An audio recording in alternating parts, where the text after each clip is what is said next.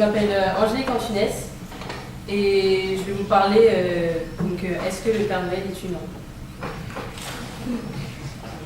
Chaque fête possède son personnage, comme le Père Noël appartient à Noël. Le Père Noël ne sera jamais une ordure, car il nous permet à tous, petits et grands, un but précis. Pour les parents, par exemple, il y a un moyen de chantage. Si tu n'es pas sage, j'appelle le Père Noël. Astuce à faillir, jusqu'au jour où il vous dira non mais je m'en fiche. Le Père Noël, je sais très bien, il n'existe pas. Il nous permet de dire que c'est pas nous qui avons fait le cadeau. Comme ça, si le cadeau n'est pas de leur goût, c'est le Père Noël qui craque. Vilain Père Noël. Astuce aussi valable si vous avez oublié un cadeau.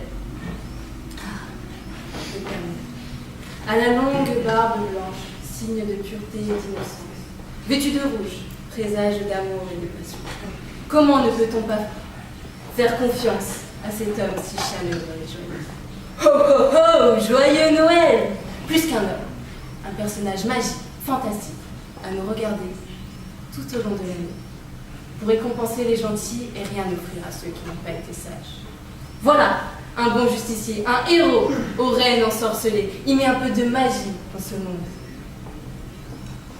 Où serait le crime de faire croire à un enfant innocent à la beauté inexistante sur terre, tant qu'il n'est pas en âge de comprendre?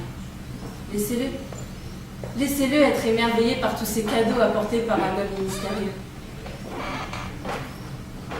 Sous un sapin si joliment décoré avec amour. Sans le Père Noël, fêterons-nous Noël? Cette fête si attendue, réunissant des familles aux mille couleurs de joie qui enlèvent le sombre de la vie.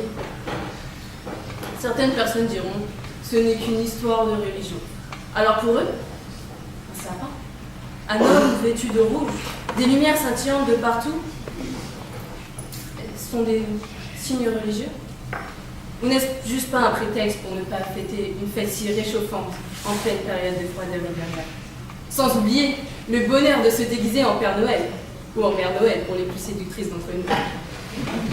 Un événement qui crée des souvenirs au repas interminable, préparé des mois à l'avance, perdu des mois plus tard.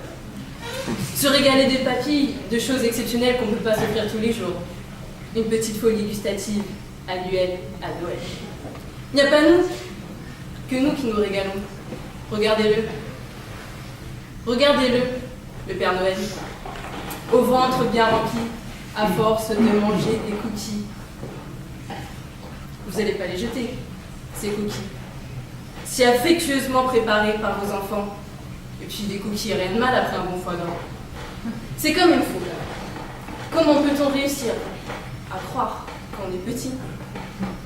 Qu'une seule personne est là, descend par la cheminée, vous met des cadeaux en dessous de votre sapin, en ayant même le temps de s'offrir un verre de lait et des cookies, tout ça en une nuit, chez des milliers de personnes. Elle est quand même belle, notre faculté à croire tout ce qu'on nous raconte quand on est enfant. Mais surtout, n'oubliez pas, la réputation du Père Noël n'est faite que de l'image que vous lui donnerez.